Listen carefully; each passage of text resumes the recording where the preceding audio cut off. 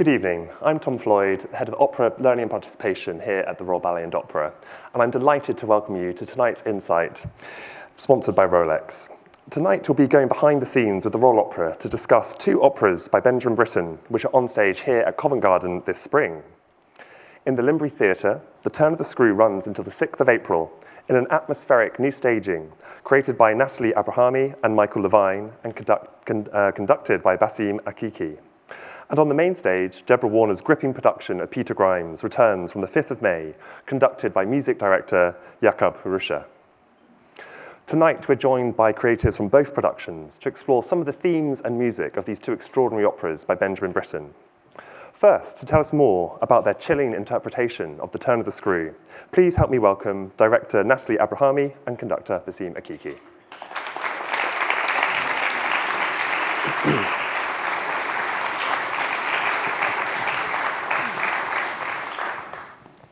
Well, welcome to you both. As I said, the show is up, it's opened, you've got some great reviews. How does it feel now that the hard work's done? It feels quite special for us because I think, you spend so much time in that sort of rehearsal sort of cave, sort of making it, and then it's such a special thing to share it with an audience. And I think for this show in particular, we've been working on it since 2020, so it was originally meant to be on at the beginning of April in 2020, and then the pandemic happened, and then we were just about to go into rehearsals. We were going to do a socially distanced version on the main stage in 2021, but that was the third lockdown, so it kind of felt so, I think even until the interval of the opening night, I kind of was worried that we wouldn't be able to share it beyond that, so it feels very special. I mean, I'm fascinated to know what the socially distanced production would have looked like, but that's for another time. The Turn of the Screw is an opera which many may have seen, and even if not, it's a title that many may know. It's a very famous novella by Henry James. It's been adapted countless times. Do you both remember when you first came into contact with the story? Well, I have to say that it's my first Britain that I'm conducting, so it was really it's very intense for me, and especially the experience. The first time I played this opera in the orchestra as an oboe player, because I'm an oboe player, so it's like really happy to be on the other side now. And this is when I met, it was the first work by Britten that I met during the studies. We were at the Academy of Music in Poland, and I was amazed, especially by the structure of the opera. First, not the dramaturgy. I'm a mathematician, yeah. So it's like a little bit thinking about the structure, thinking about the construction of the piece. But then this production gave another layer, the emotional layer that I discovered really from the story and from the opera. So I know the opera before the story. So I read the book later, and it was a special journey, in fact, personal journey also for me. I mean, if you know the score at all, there's so much to say about how that score is constructed, and we'll definitely dive into that soon. But how about for you, Natalie? Do you remember when you first came across The Turn of the Screw? I think I came across the novella first. I did an English degree, and I'm a very, very slow reader. I only realised when I went to university that I still sub-vocalise, so most of us grow out of that, by age 7 or so. My daughter reads so much faster than I do, but I read really slowly, so I therefore had to choose all the shortest novels for the novel papers. The Turn of the Screw was my friend. And so it was really interesting then.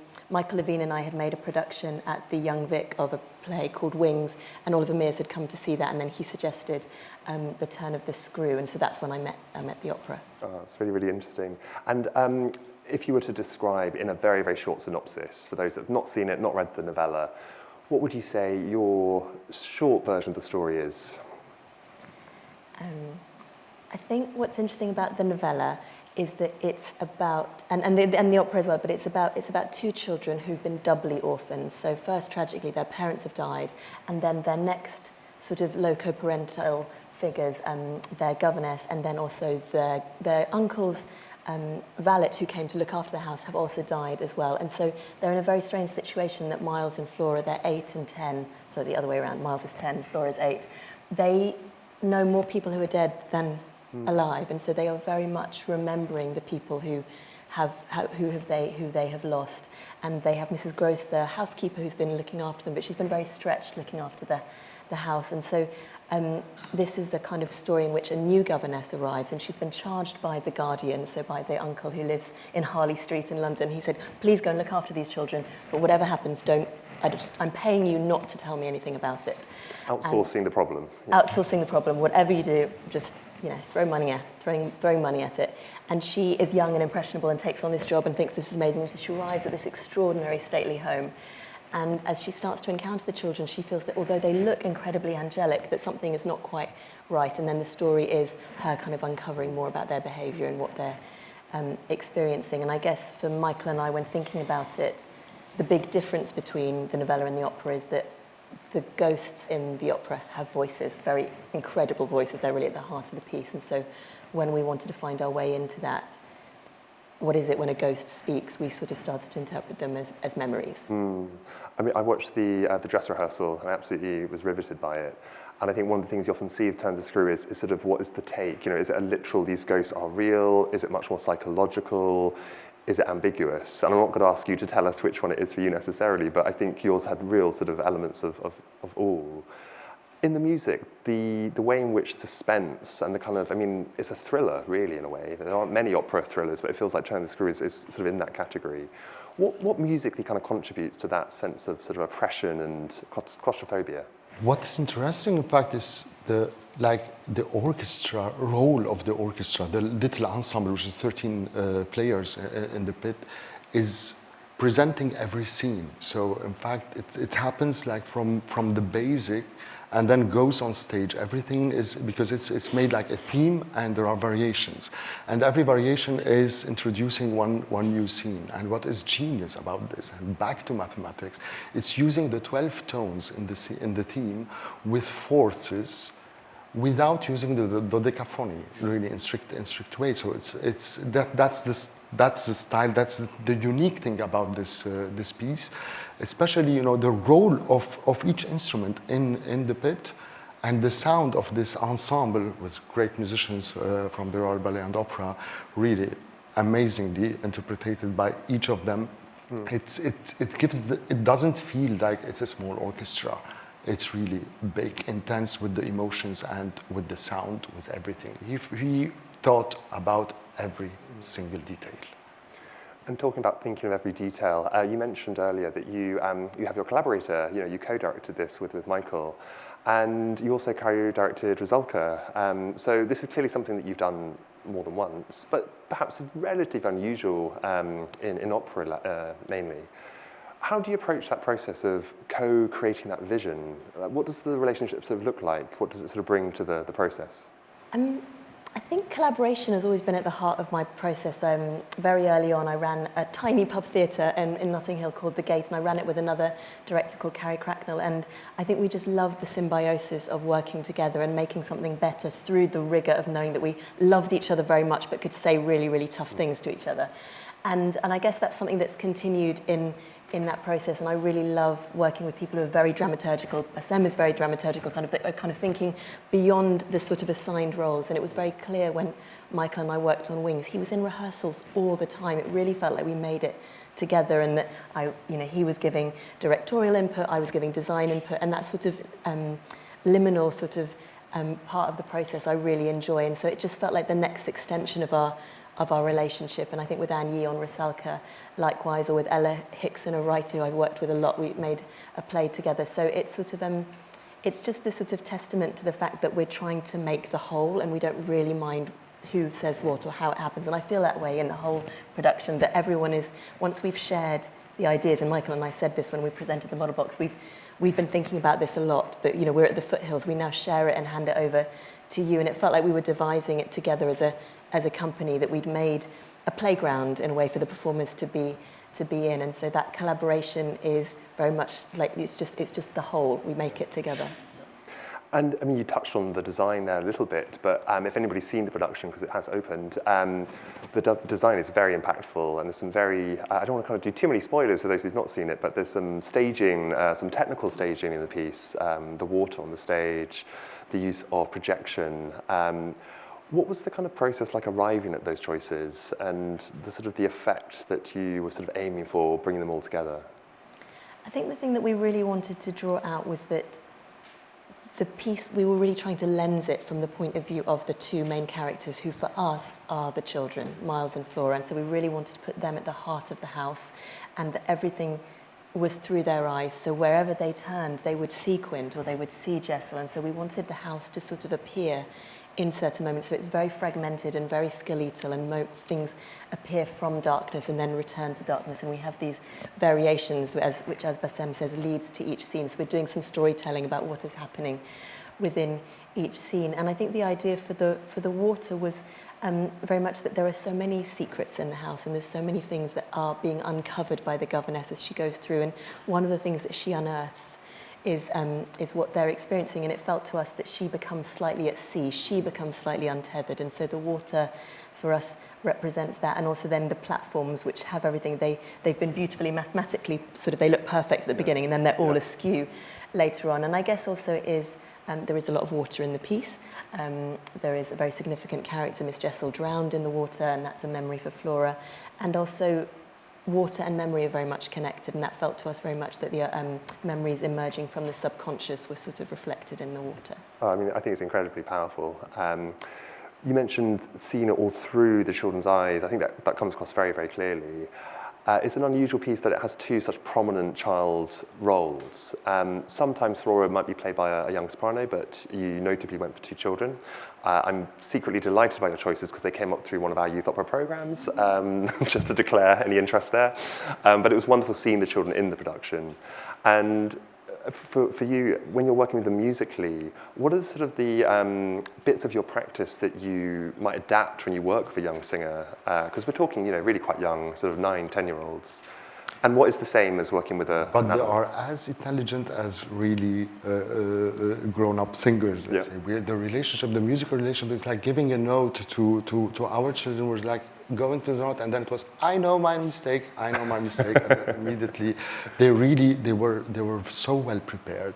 We had, of course, the story for the children to put them within this dramaturgical situation, which is not easy, and it was really a collaboration. Like every show, I'm coming to the dressing room to give the notes, and they're reminding me about this, and that. So they are very all the four of them, because we have two casts.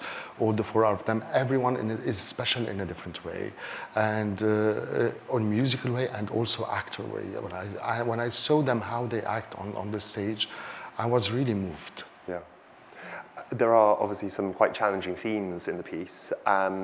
What's your approach as you're directing this piece with young children, and what's the sort of the wraparound care that you offer as you kind of guide them through what is quite a difficult story? I mean, everything in the piece is suggestion, so nothing is declared, and that's the same for the audience to kind of make their own decisions about what they see. But particularly in relation to this, we know that the piece is not necessarily we know, but our interpretation is that the piece is about untrustworthy adults who've been left to look after some children, and then the governess comes in and she sees the situation, she really sees it for what it is, and she calls it out. And so we wanted to make sure that none of us seemed like untrustworthy adults in the space, that wouldn't be helpful. So we've been working with a clinical psychologist and the safeguarding team who are based at the Opera House, and she made sure that she was kind of finding out what the children understood, and we've met them where they're at. So, we have all the backstories make sense in relation to what is being discussed, and I'm conscious that it is televised, so that's why I'm sort of not saying too much, but it's all illusion, and there's nothing in everything that they know is meeting them where they are developmentally, and then we've had things in place where if the questions come up that we can sort of talk to the clinical psychologist and give the next bit of information. Oh, no, it sounds like a very sensitively held space. I'm just going to ask you both one final question. I'm always interested to know with creative teams, if there was one detail, whether it's a little conceit of your own or something that you're really proud of, that you worry sometimes an audience might not clock because they might be looking somewhere else.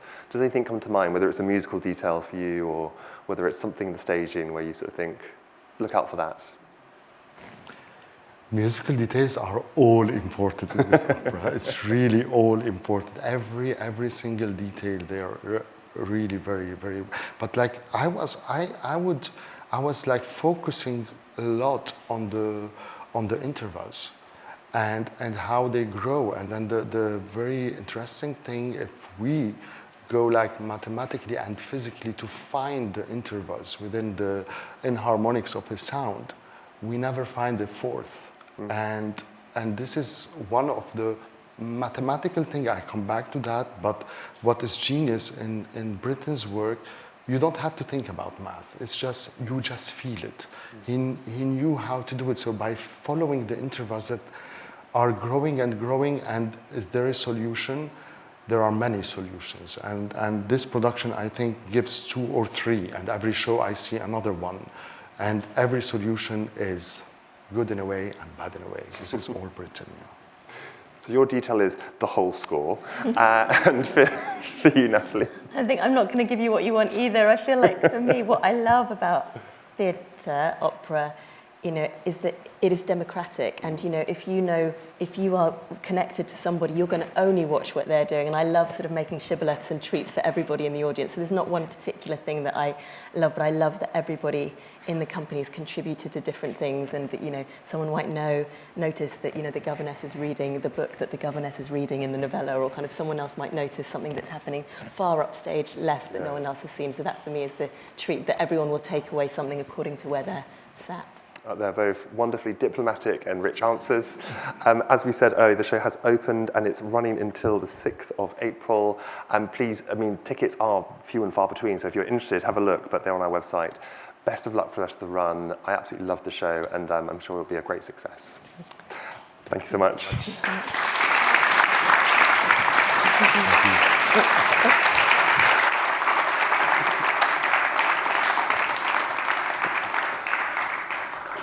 As we mentioned, tonight we're exploring 2 of Benjamin Britten's operas that we're performing here at Covent Garden this season, and we're going to dip our toe now into the next, which is Peter Grimes. And I say dip our toe advisedly because if you know anything about Peter Grimes, it's very much based around the sea. We are really, really lucky today to be joined by some incredibly talented musicians from our orchestra who, along with some of our music staff and also with Jakob Huruta, the music director, are going to explore one of the musical excerpts that comes just after one of the famous sea interludes. This third act sea interlude, Moonlight, depicts the calm sea at night, a bit of a contrast from Peter Grimes's deteriorating mental state. But out of that, because sadly we couldn't have the full interlude, the orchestra wouldn't fit, we are going to hear what happens just after that. So please welcome the orchestra musicians, Richard Hetherington, Head of Music, and Jakob Huruta.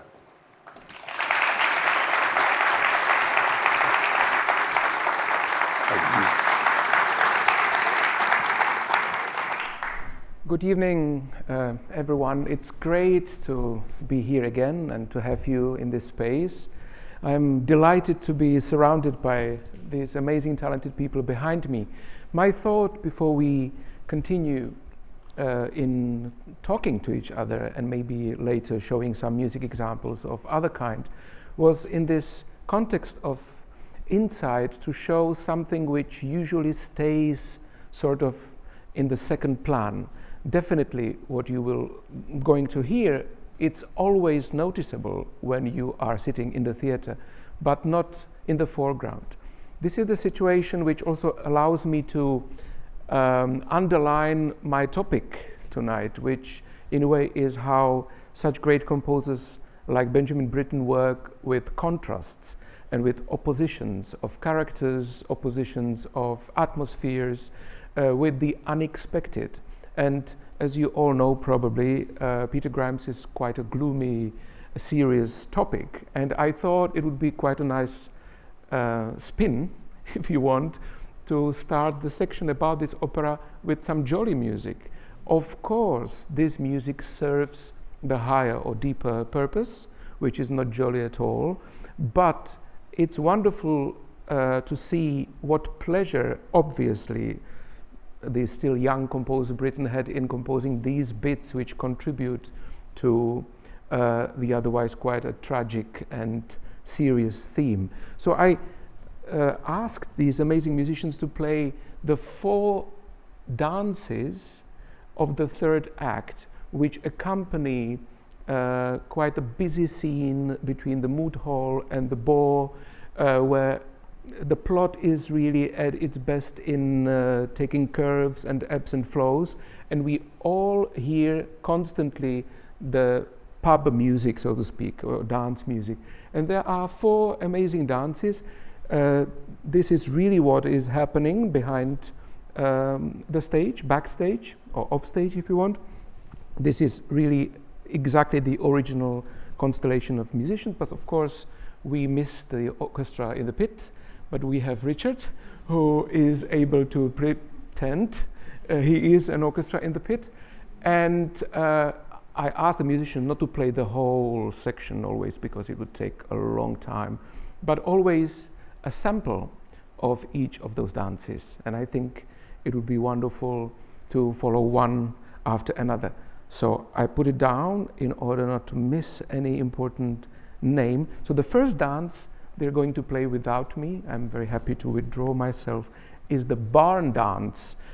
And actually the next after will be a Ländler, and the next hornpipe, and the last gallop. So we have 4 dances which serve each of them different situation in the plot, but maybe we can enjoy them once as pure music. Thank you so much for doing this. Thank you.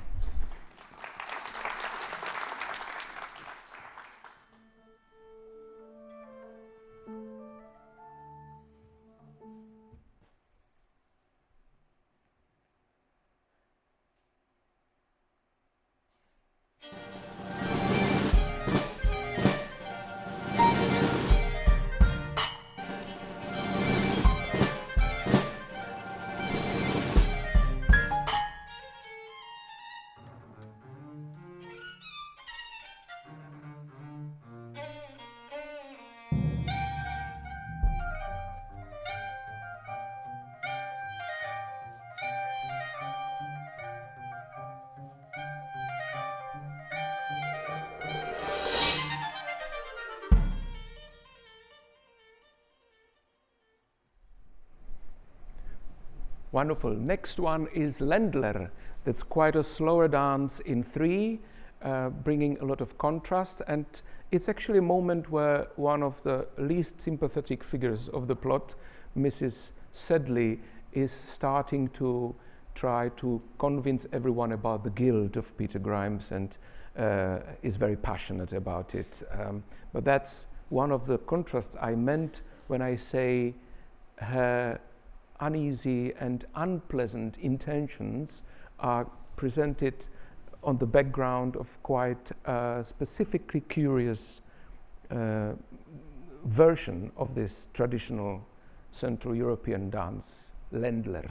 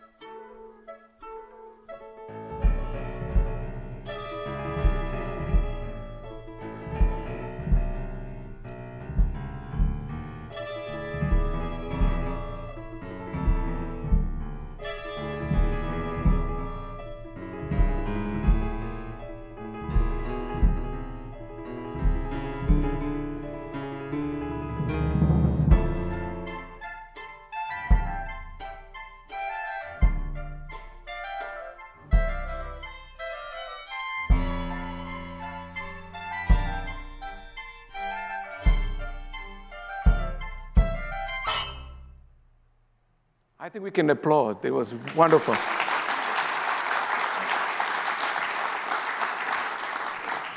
The next one is hornpipe, Thank you so much. It moves on again in a quicker mode.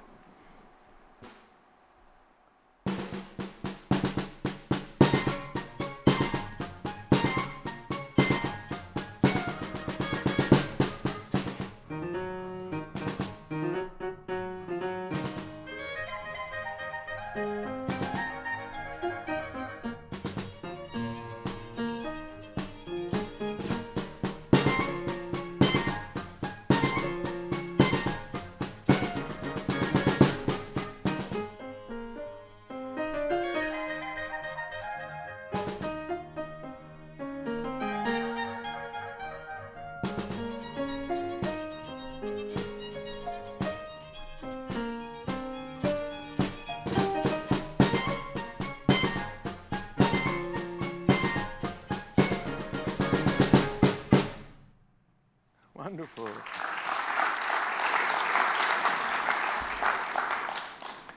I'm fulfilling also a bit of my selfish intentions, because this is always a quality which I have very far away from me.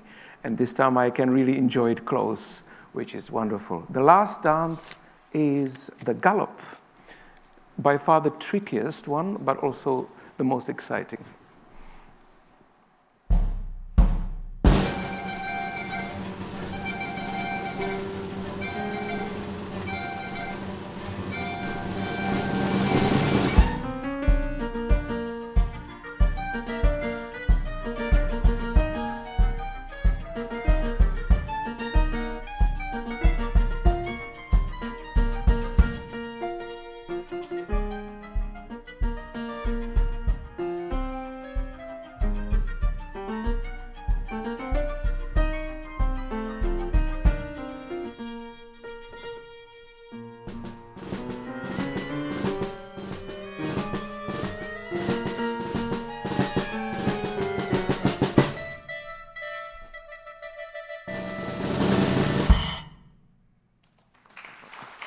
Thank you.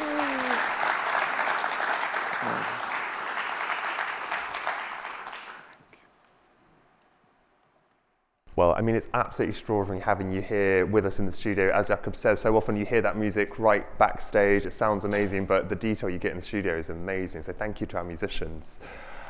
Benjamin Britten, as we said, he's one of the most extraordinary composers for opera. He really revitalised the British opera tradition.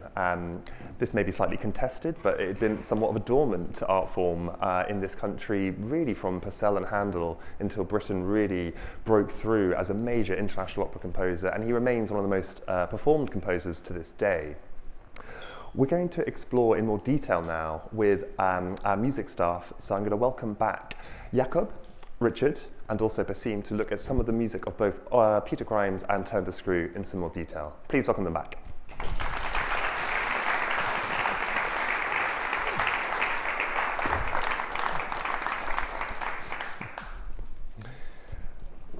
We should probably start by saying these are two very different operas in many ways. We've touched on it a little bit before. Peter Grimes is quite epic in scale. It's a long piece, it's big forces, huge chorus. Turn of the Screw couldn't be more different, small cast, 13 players. And yet it's kind of interesting to think these works were only written sort of 10 years apart. Jakob, when you're taking on Grimes, how do you approach a piece of that scale? First of all, I think they are really different in many ways, but also similar in many other ways, especially, as you said so beautifully, Bassem, it's the construction behind it which is similarly intelligent.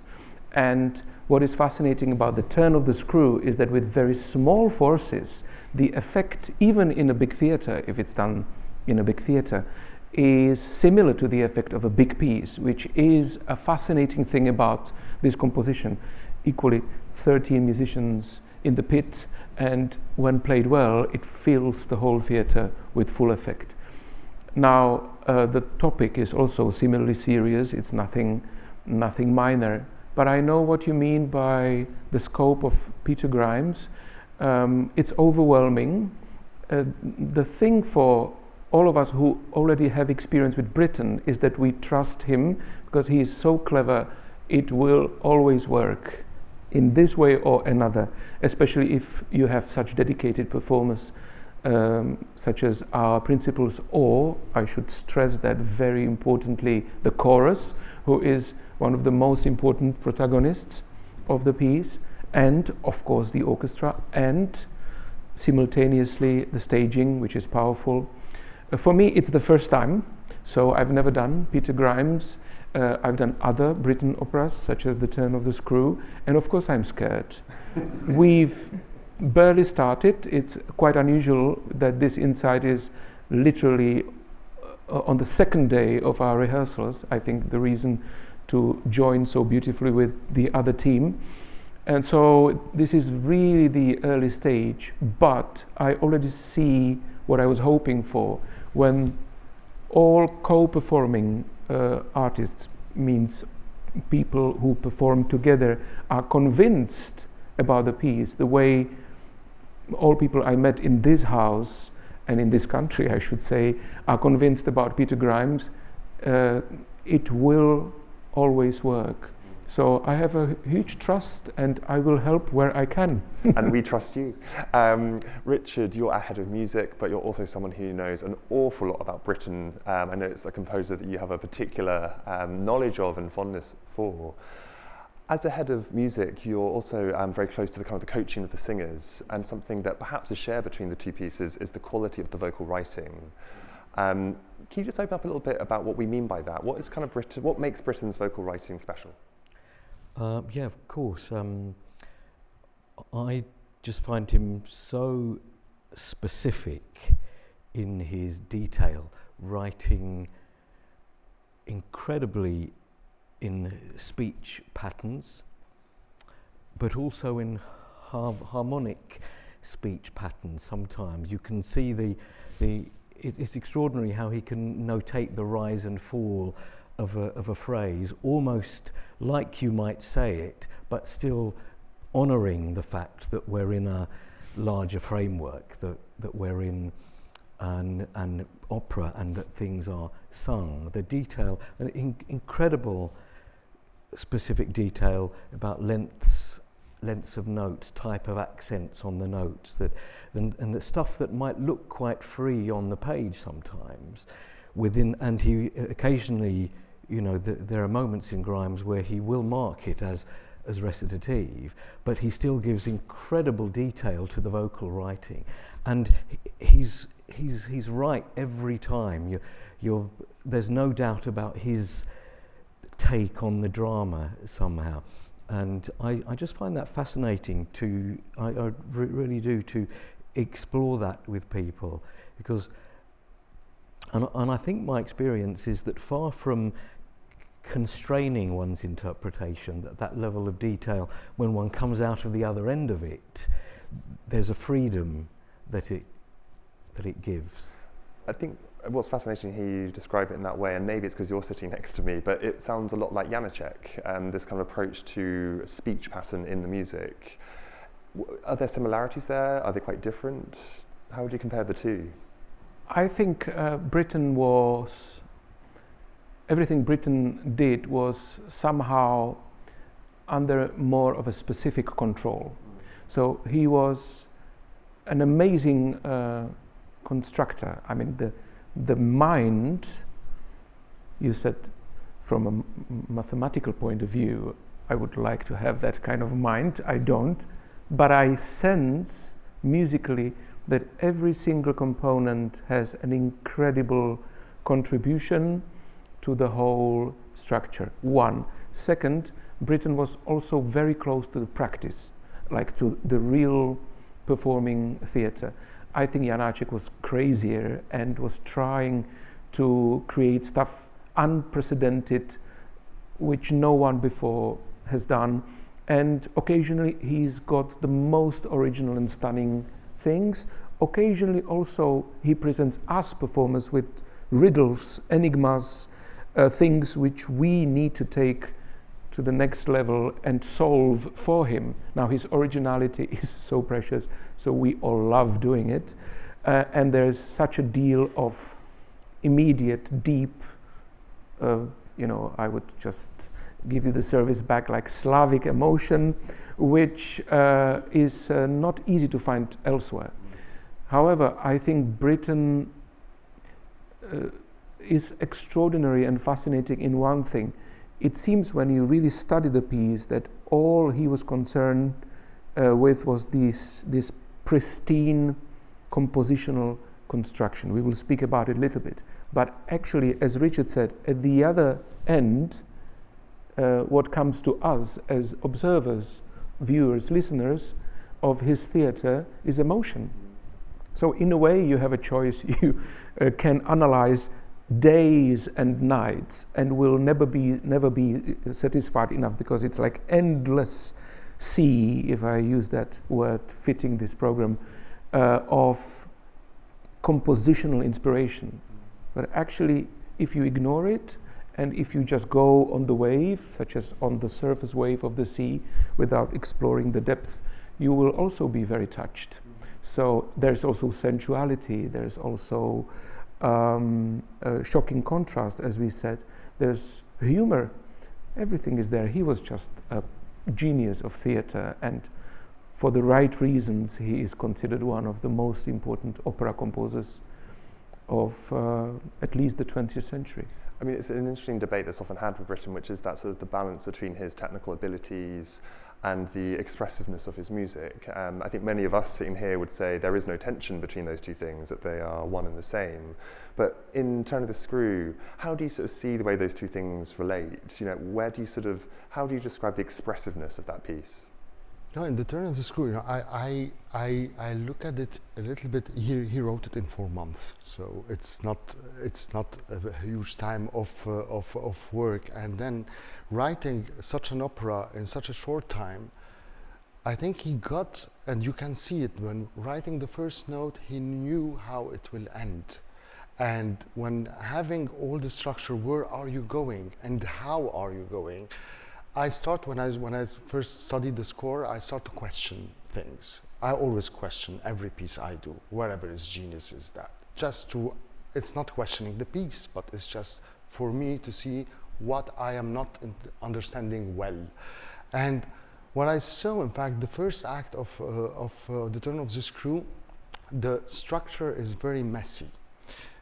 And oh my God, now he's playing with patterns and so on. But the more we go, the more it's organized. And you come to the Passacaglia, it's very well organized. But what happens, in fact, on stage is all over around. So the beginning, we know every person and everything is on his place, and at the end it's a total mess in the head of all the people there. So he just switched everything all like in crossing. But to do that, you have to know it from the beginning. And then I start to do my numbers before emotions, and I noticed that the timpani in one of the variations is playing 2, then 3, then he's playing 5 times, then he's playing 7 times, and we see they are all prime numbers. And when we know from the music, the classical music, that Mozart and Puccini and Verdi, 4, 4, 4, 2 plus 2 equal 4, which gives a lot of way of giving the emotions, because the audience is already knows what to expect. They know where the phrase is going. And here in this opera, you don't know where it is going. He's giving you many ways to reach the emotion, but in fact, we will be all in the same emotion, but we will just perceive it differently. And here I come to the emotions, and then you just feel. But I'm interested also as a composer, how you just figure out to match these two geniusly, because conducting many contemporary pieces, there are many pieces geniusly done in structure, but gives no emotions at all. And we know about that. And there are many pieces who gives you emotion, but the structure is very simple. So here we have both together, and this is the genius of Britten. That's really, really well put. Richard, when we talk about Britten, he's one of those composers that we think of as someone who can really create sense of place in his music. And when we think about Grimes, the influence of Aldborough and that Suffolk coastline, the sea interludes. It was a piece he actually wrote in America during the war, wasn't it? I mean, he wasn't physically in Aldborough at the time, but how would you describe, we sort of orally hear that sound world in his writing? We hear it straight away in all sorts of ways. In the interlude, we hear the the gulls and the bleakness of the landscape, and I think you're going to talk about that a little bit later as well, aren't you, Jakob, with the interplay of the depth of the ocean, maybe in those brass chords in the interlude, and solo lines over the top. You can almost see the gulls flying around. It's quite amazing how he achieves that straight away, and also, you know, the very beginning of the opera, how he takes us immediately into the drama with no let up. There's no prelude. We're straight in, aren't we? In a very forthright way. And I think, Jakob, you touched on this, but one of the central characters in many ways is the chorus itself. It's a work where we could probably say it's got one of the most integrated uses of chorus into the storytelling. I enjoyed watching your conductor's call with the chorus today, and we were lucky to have some of our young singers from our youth opera company joining us as well. How would you sort of describe the way Britten uses the chorus? What makes it so interesting? What makes them such a key part of the storytelling? He was courageous. I think he counted on excellence of the present chorus. The chorus is used in what we call homophony, that means like in chords and big gestures on the most famous climax before the very end of the piece. We have moments of choral writing which I don't know which person wouldn't have goosebumps of. So really exclamations and big tragic gestures. But he also uses the chorus for conversational aspects of the piece. He uses the chorus, like, say, Baroque masters, in amazingly intricate polyphony. There is counterpoint where every voice is used independently. In fact, not just every voice, but every voice is even divided. He uses the chorus in bits like the famous Old Joe song, where there is a very peculiar and unpredictable meter used. It's actually the thing, as you said, one of the fascinating things about Britten is his ability to surprise us all the time. So he always navigates us somewhere, and then he does something else in order to keep us alert. And the chorus is part of all of that. Not every chorus can cope with this. It's actually one of the most demanding roles for the chorus, and I guarantee our chorus here is the blessed one for this. I noticed the main thing earlier today in my 2 hours of intense work with them, and that's the love of everyone singing to this piece. That's the main thing for me as a conductor. But I would say, generally speaking, having said the chorus is as important, at the same time, I really do think that there is no component which is kind of more important than other. There was this word democratic here used in other contexts. This is also an important aspect. Also, the orchestra gets these amazing interludes, 6 of them, where in our case, in our production, really nothing is happening on stage. So there is a component of really purely oral pleasure and sensual excitement. Where should I stop? I mean, this is like a never-ending parade of masterpieces for everyone involved. And I think, just to kind of bring it back to what you were saying earlier, it's all to the service of the storytelling, that ultimately the borough, the chorus, is not just great music for the chorus, it is all about them as that community. They are such a central driver of the drama that it's only right they should get such brilliant music. They are the society, and they have some lovely bits, but that society which they portray is quite rotten, I must say. And if you've seen the production, there's some interesting, what should we say, modern commentary perhaps within that. Quite. I just wanted to wrap up. I was going to say, just relating to this point about the overlay of lines in the chorus, it's really fascinating. In that opening section of the prologue where he throws the word gossip between all of the different voices, so you get the S of gossip coming at many different points in the bar. Amazing dramatic word painting. Definitely. And my last question is for you again, Richard, only because Jakob, you said something very interesting about hearing the chorus of the Royal Opera sing this. There's something very special, and perhaps it is because the work has this kind of history. Not just in this building, it was premiered at Sadler's Wells, but obviously the company performed it so many times. And perhaps we don't have such a rich opera tradition as, say, Italy. Is there something about a British company getting to perform a work by such a great British composer that feels special? Yes, yeah, without question.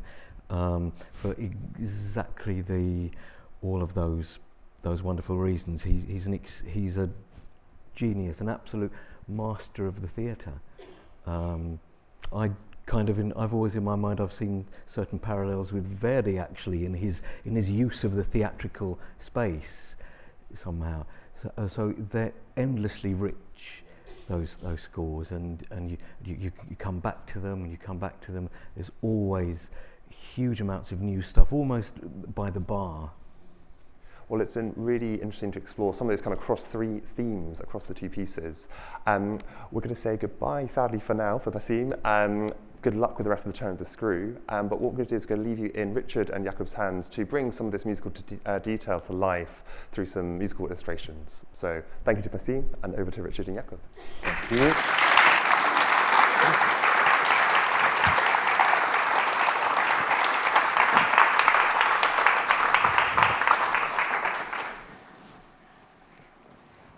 I hope you will find this as interesting as I found it when I was studying this piece for the first time. My task is not easy because I decided to actually illuminate or try to illuminate together with Richard something which on one hand can seem almost trivially clear, on the other, because the devil is in the detail, I think some of the aspects will be a little unusual for someone who may not be a performing musician or someone who really is an expert in music. But I'm courageous to share all my thoughts with you. I thought when I was thinking about Britten in general that he was a master of especially one aspect of what theatre brings us, especially music theatre. And that is, unlike the straight theatre, that we have many layers of structural but also emotional messages applied and used simultaneously. There is endless number of options how to do it, and I think the guiding principle behind is always trying to reach a contrast. What we spoke about, like to surprise people with things which are maybe a little unexpected, which come earlier or later than they should, or should than they expected to come, which suddenly shake our emotional expectations somewhat, which gives us a feeling that the ride through this opera is nothing like a comfort zone, but really an experience full of wild turns and unexpected moments. And this contrast, I think, serves at least three types of goals.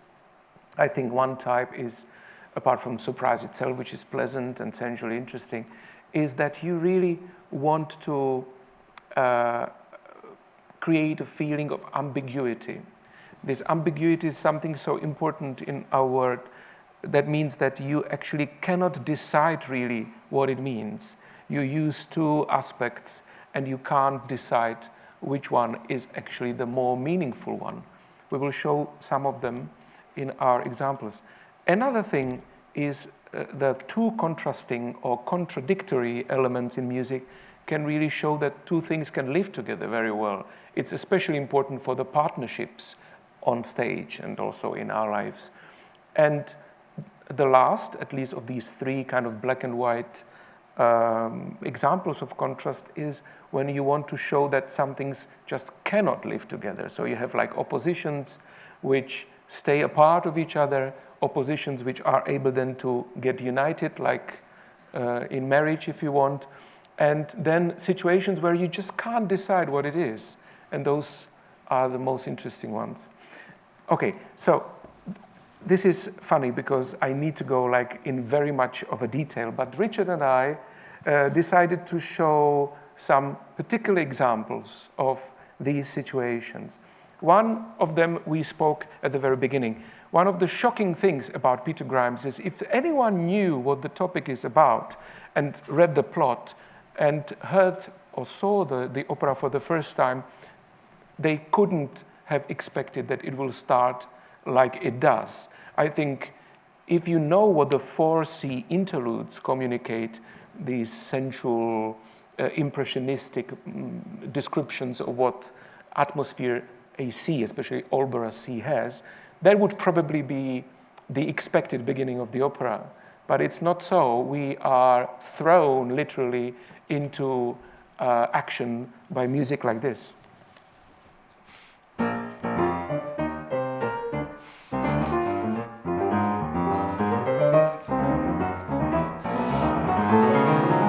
Peter Grimes, Peter Grimes, Peter Grimes.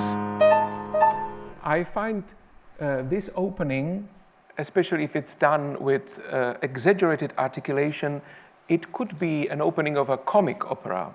It could be something really where conversation and quick exchanges of a text between protagonists would be the main message. But actually, once this thought gets established in your mind,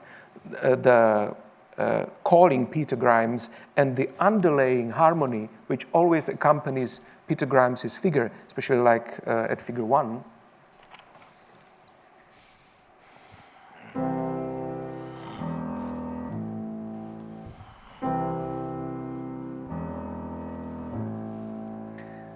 So music like this comes basically within a span of some dozens of seconds.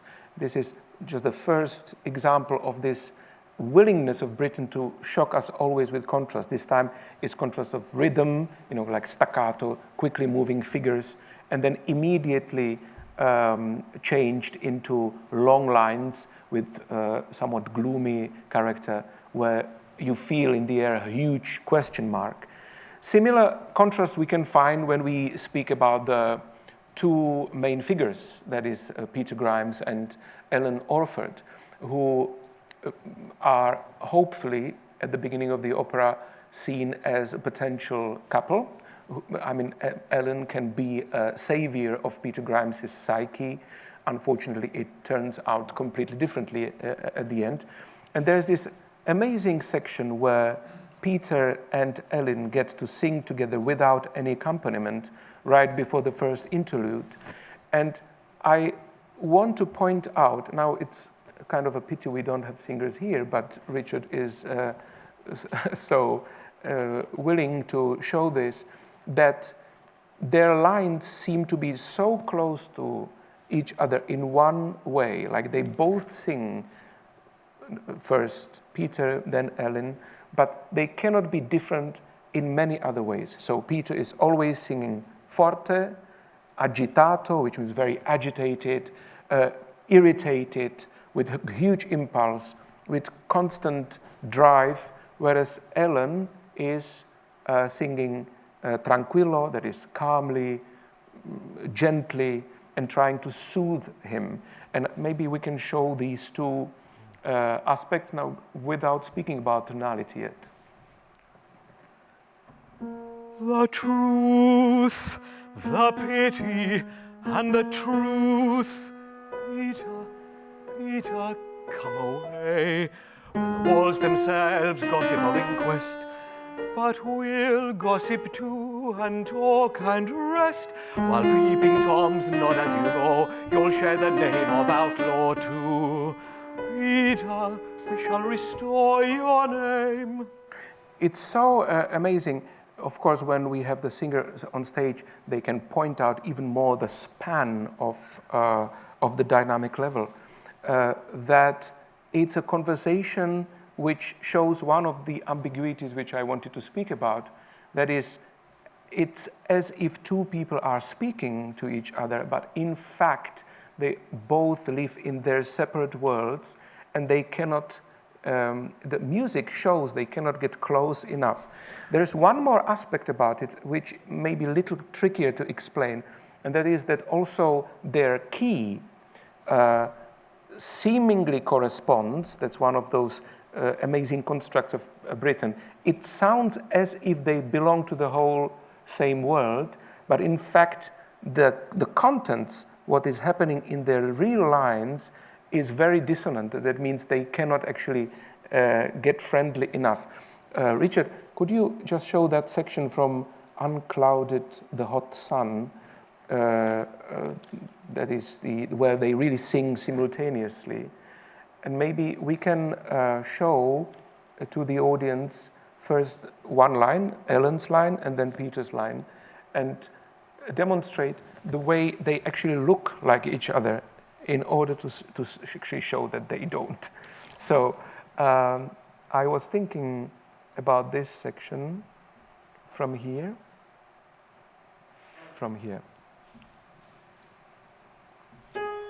By thy new esteem. Only Ellen.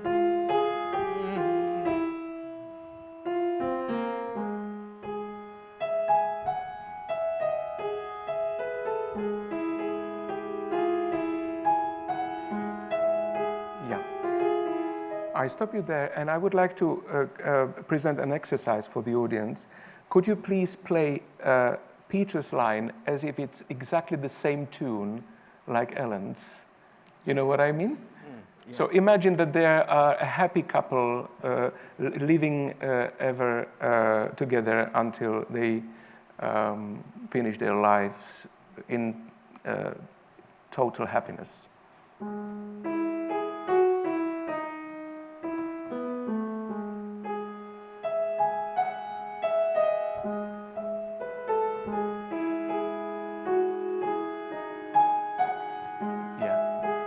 So you actually cannot help, but those two lines are not meant for a long time to be unified.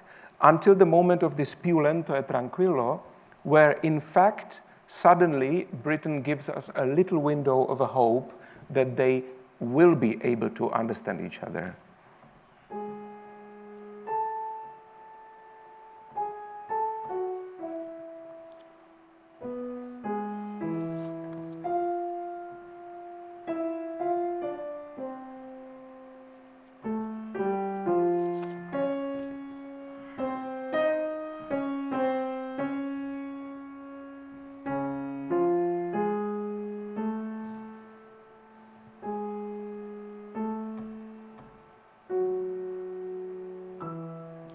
Yeah, and we landed in the first interlude.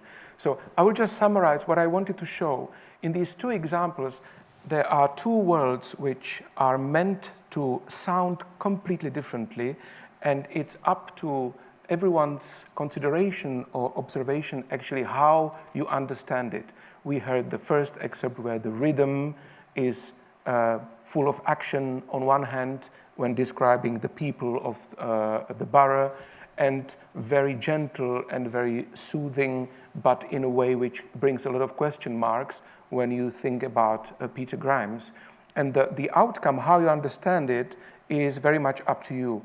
The second example is also like two lines which are so close to each other, but in fact, if you want to make them really correspond one to each other, is really a huge effort. So you see, it's almost like two magnets which look similarly, but they can't get together. All of it through musical terms.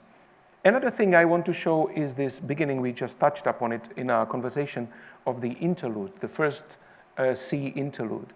That's a moment where, after all this conversation of the prologue, Britten stops the action on stage for a moment and gives us an opportunity to get the atmosphere of the sea and of the whole town next to the sea. I would just want to mention that sea for me is also a metaphor for human psyche with all what belongs to it. And here he presents three motifs, and they all are like worlds on its own. The first motif, it's very kind of musically basic, but so powerful. One of the motifs, which is delivered by the flutes and violins, is an embodiment of a continuous line which has just a little bit of impulses on its way in order to give it a natural life. And this line seems to be never ending and gives us, because it's just line without harmony, just one line without anything else, both a feeling of freedom, but also some kind of anxiety, I would say. This is difficult on the piano because it's based on the string sound, but we will present it anyway. Thank you, Richard.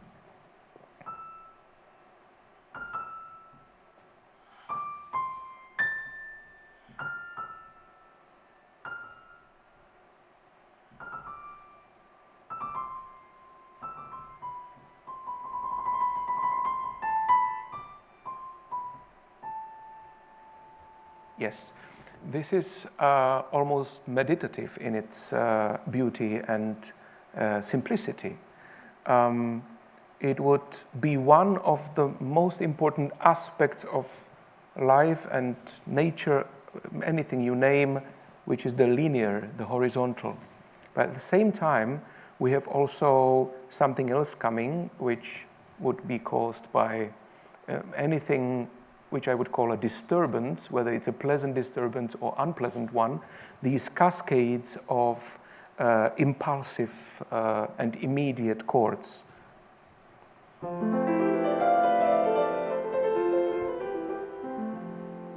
Yeah, and unlike the opening, which is all in the realm of subtlety, this is unexpected and very immediate. It's as if anyone tries to meditate and gets disturbing thoughts on his or her way. I just spontaneously have this imagination.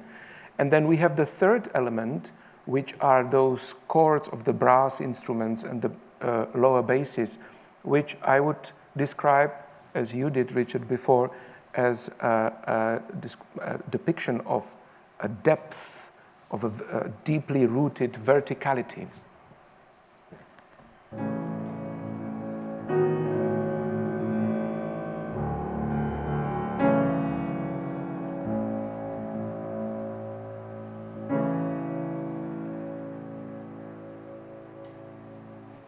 Thank you so much, Richard. And so we have these three components, which in a way presents three principles around us.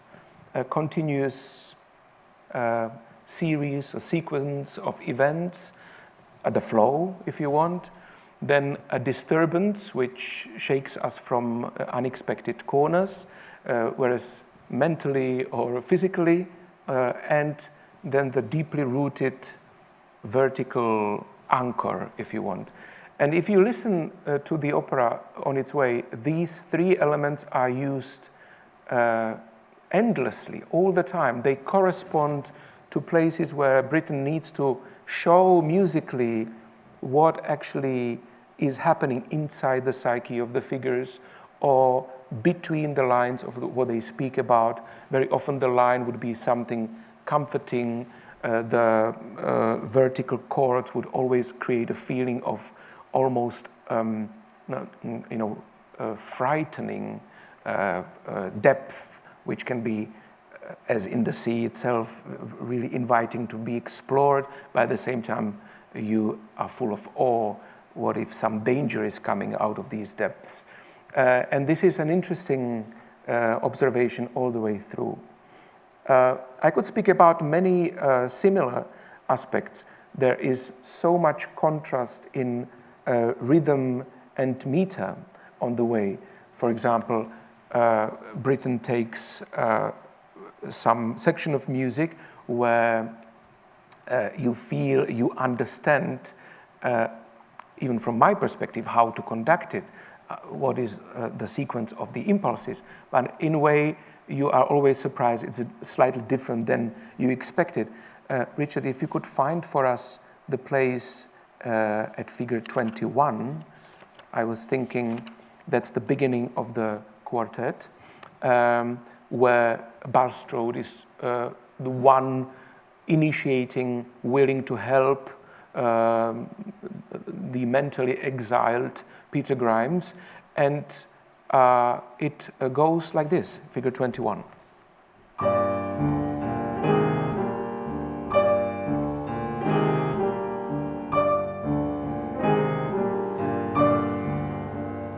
Thank you.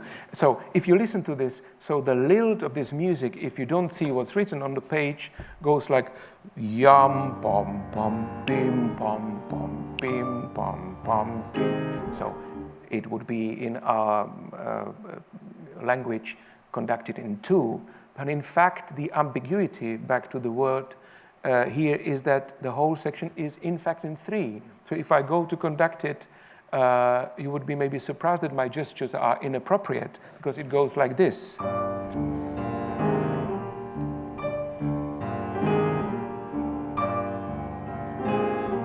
Exactly. But only to see that if you go 1, 2, 3, 4, 5, 6, 7, 8, 9 bars later, where Auntie is entering the whole situation, suddenly the music actually is composed in 3.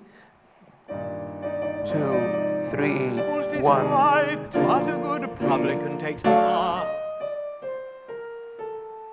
Yeah. Why I'm showing it, maybe this is dramaturgically a little less interesting because it's a purely musical point of view, but there is such a power in music to actually present a result, musical result, which can be seen from 2 perspectives and understood in 2 different ways, and both of those ways are relevant and correct. You know, you can really fluctuate somehow spontaneously between yin and yang, and you don't need to decide which one is important, more important than the other. And I think there's a rhythmic tension as well, isn't there, that provides as well, the feeling of the 2 against the 3. You really get the feeling of quite a stringent line there. Yes. Another contrast, of course, of this kind is foreground, background. We spoke about it and we showed it a little bit with our example. It is really kind of amazing to see how it corresponds what you really see in front of your eyes and what is played at the same time behind the stage or in the orchestra pit. In fact, similar moments of shocking contrast is like at the situations where you expect the most tragic things happening, you hear actually joyful tunes. We had that also, a little bit of that music of the backstage banda.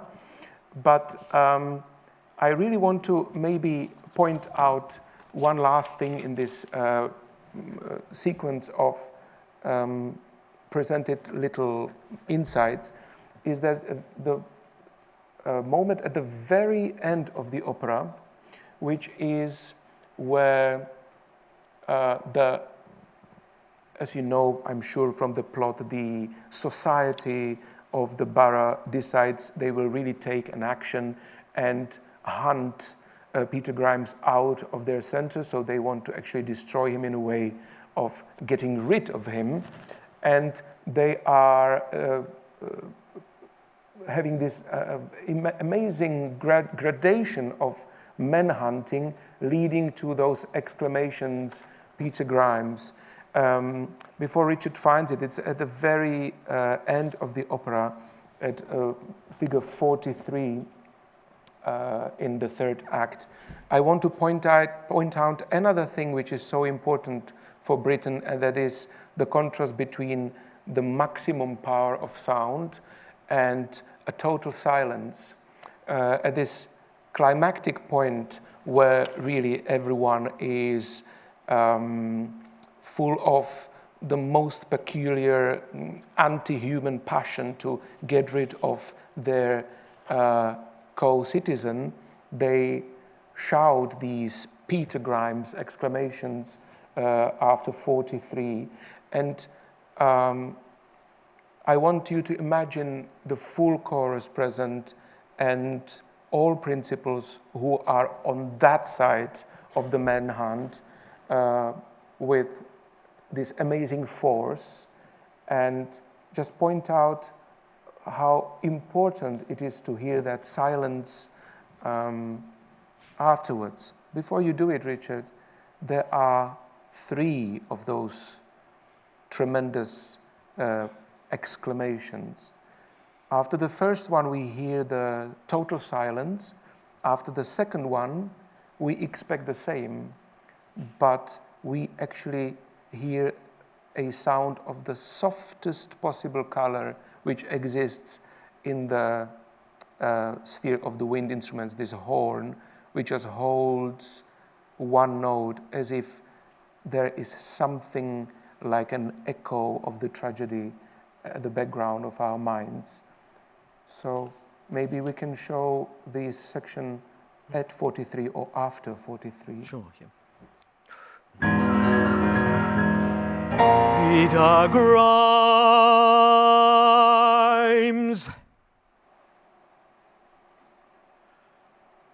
Peter Grimes.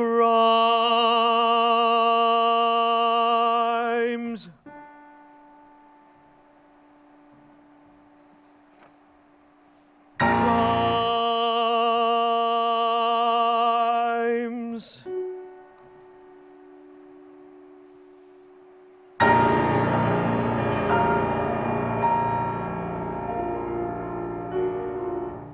Thank you so much. Please point out for us the dissonance, the impossibility to combine the chord of the chorus, which is the B flat chord, and the third of the horns which follows. You know, I want to show that not only that the contrast is provided by the color of the sound, but also by the choice of the harmony. So we have this B flat chord,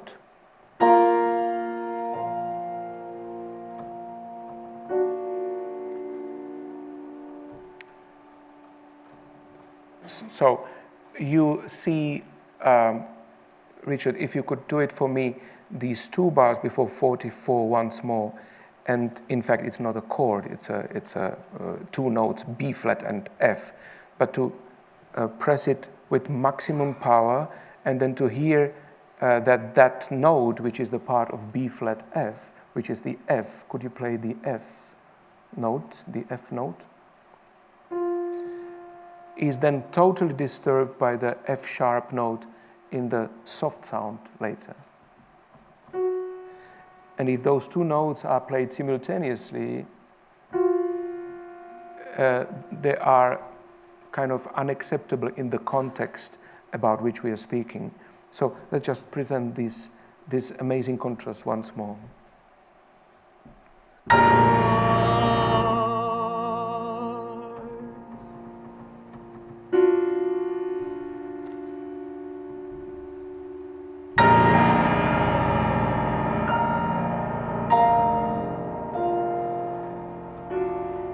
Yeah, thank you. As always with my preparation, my plot and synopsis is like about 5 times longer, and I can't go there. I want to summarize one last time what I want to show. For me, one of the most fascinating things about the art of musical theater is that it provides us with the option of presenting simultaneously things which seemingly can't be easily considered being together, and yet this coexistence of simultaneous layers of musical meaning or emotion can actually generate a new perspective. And as I said, sometimes a perspective which makes sure that things which are not meant to live together or coexist cannot be so. Sometimes there musically will be found a way how to combine those things, and sometimes we are just left with a feeling of openness, with ambiguity. And I think this nuance of ambiguity, sometimes like holding it in ourselves and knowing we can live with two types of perspectives which really are difficult to combine, but are living, one next to each other, is in a way yet another aspect with which music and music theatre contributes to who we are as human beings. We don't need an opinion to say, I incline to one or another, but we are invited actually to hold both at the same time and together. And this is actually very close to the topic of Peter Grimes, which is all about chasing someone who seems different to all of us out, and closing ourselves as a society in a comfort zone where nothing disturbs. And I think, in fact, on a deeper level, like the deeper level of the sea, this piece shows that there are ways how to integrate otherness. And this almost philosophical message of Peter Grimes is reflected almost in every bar of its music, purely with musical terms. And I find it fascinating. And it would be great when you listen to that piece again or watch it in the theatre to search for those seeming oppositions which actually can very well and for several hours live together. I hope it gave you some kind of illumination. Richard, thank you very much for participating in this. However much I surprised you with my indications and unexpected wishes, and thank you very much for your attention.